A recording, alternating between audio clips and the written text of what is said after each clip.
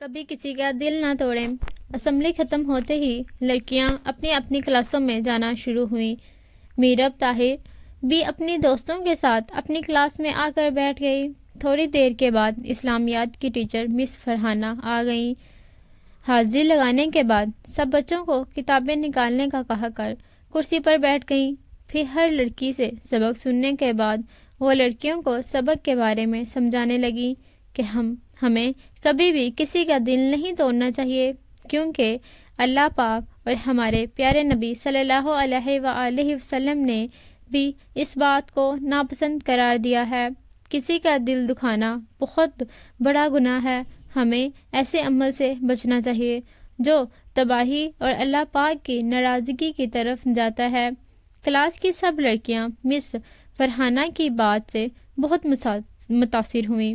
چھٹی کے بعد جب میرب طاہر اپنے گھر آئیں تو اس کے والد نے اسے خوشخبری سنانے کہ تمہاری خالہ اپنے خاندان کے ساتھ ہمارے محلے میں آ کر رہ رہی ہیں۔ اب تمہارے ساتھ کھیلنے اور باتیں کرنے کے لیے تمہاری خالہ کی بیٹی افشا بھی ہوگی۔ میرب طاہر یہ بات سن کر بہت خوش ہوئی، کیونکہ افشا اس کی ہم عمر اور خوش شکل لڑکی تھی۔ جلد ہی میرب ظاہر کی خالہ اپنے خاندان کے ساتھ اس محلے میں شفٹ ہو گئیں۔ پہلے وہ لوگ مری میں رہتے تھے۔ میرب طاہر کبھی مری نہیں گئی تھی۔ آج افشا سے اس کی پہلی ملاقات ہو رہی تھی۔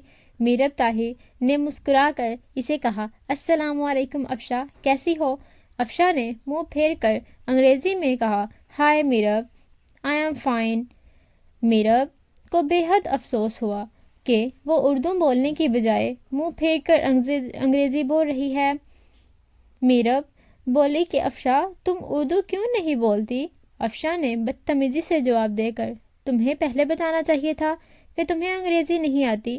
مری میں میرے سب دوست انگریزی ہی بولتے ہیں۔ یہ بات کرتے وقت افشا کا سر ضرورت سے زیادہ اکڑا ہوا تھا۔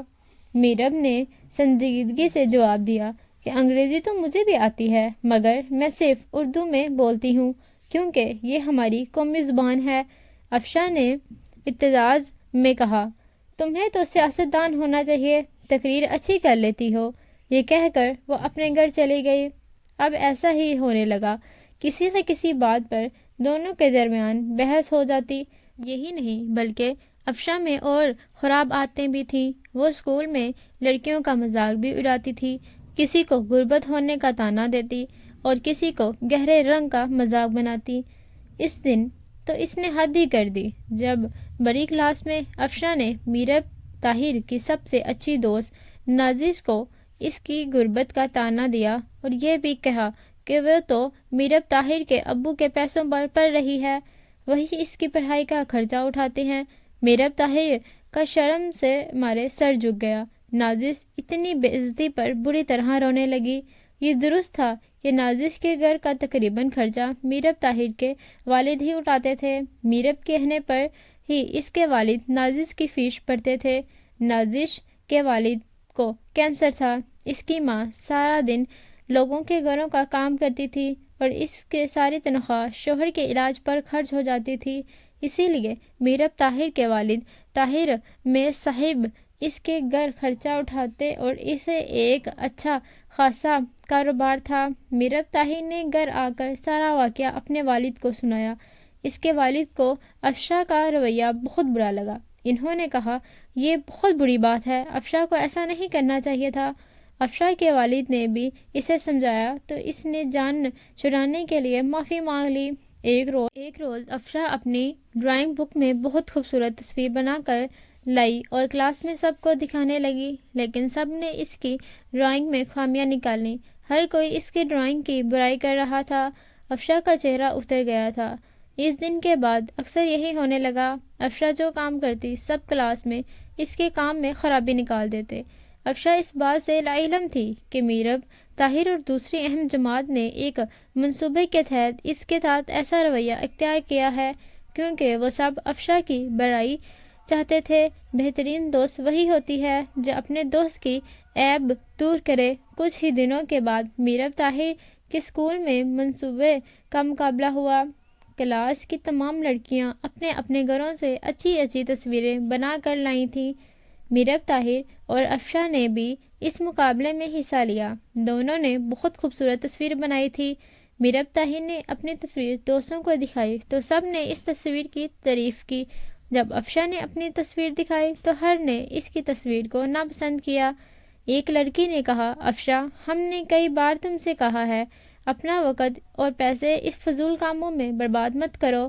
اس طرح سب کلاس نے اس کا خوب کھچاؤ کی۔ افشا نے لڑکیوں کے رویے سے بہت حیران تھی، پھر اپنی سیٹ پر بیٹھ کر بے اختیار رونے لگی۔ یہ دیکھ کر ساری لڑکیاں حیران و پریشان ہو گئیں۔ میرب طاہر نے آگے بڑھ کر کہا، ارے افشا، کیا ہوا، کیوں رو رہی ہو؟ افشا ہچکیاں لینے لگی اور کہا، میں نے اتنی محنت سے یہ تصویر بنائی تھی، مگر گھر میں سب کو پسند آئی، مگر یہاں سب نے انہیں ناپسند کیا۔ میرب طاہر نے سوائے نظروں سے اسے دیکھا اور کہا، افشا، کیا تمہیں برا لگا؟ افشا نے رو دینے والے انداز میں کہا، ہاں، ظاہر ہے کہ میں نے اتنی محنت سے تصویر بنائی ہے۔ میرب طاہر مسکرا کر بولی، دیکھو افشا، جب تمہاری بنائی تصویر کو سب نے ناپسند کیا تو تمہیں برا لگا۔ اس طرح جب تم کسی کو گہرے رنگ کی وجہ سے یا کبھی موٹے دبلے ہونے، کبھی غربت کا مذاق اڑاتی ہو تو سوچو انہیں کتنا برا لگتا ہے۔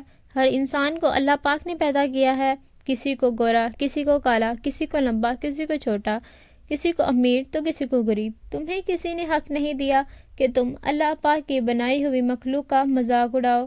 جیسی تکلیف تمہیں ہوئی ہے ویسی ہی تکلیف ان سب کو ہوتی ہے۔ افشا کا سر شرم سے جھک گیا۔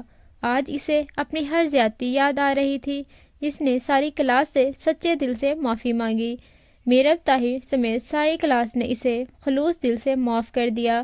اللہ پاک درگزر سے کام لینے والوں کو پسند کرتے ہیں۔